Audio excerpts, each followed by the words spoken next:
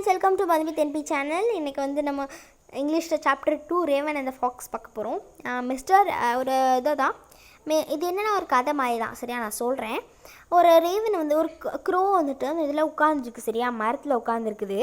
அது வாயில் ஒரு பிஸ்கட் வச்சுருக்கு.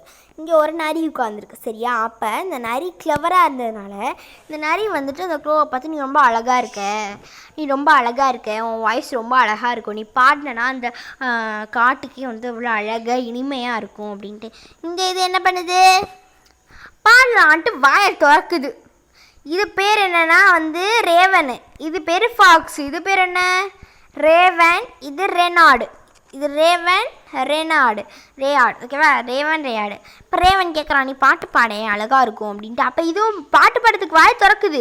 அப்போ என்ன பிஸ்கெட் கீழே விழுந்துடும். அந்த டயத்தில் இந்த ஓ எடுத்துகிட்டு சொல்லுது, சிரிச்சுக்கிட்டே என்ன பண்ணுச்சு, போயிடுச்சு. அதனால தான் ஃபாக்ஸ் கிளவர் பட்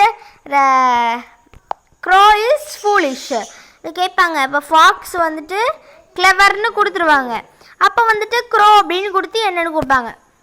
நீங்கள் என்ன எழுதணும், ஃபூலிஷ்னு எழுதணும். சரியா, ஏன்னா அதுக்கு அந்த மாதிரி ஒரு இதை மறந்துச்சு இல்லை, அதுக்கிட்ட ஒரு இது இருக்குன்ட்டு அப்படின்னா. ஓகே ஃப்ரெண்ட்ஸ், இதோட நல்ல முடிஞ்சு நெக்ஸ்ட் வீடியோ பார்க்கலாம். Bye bye friends.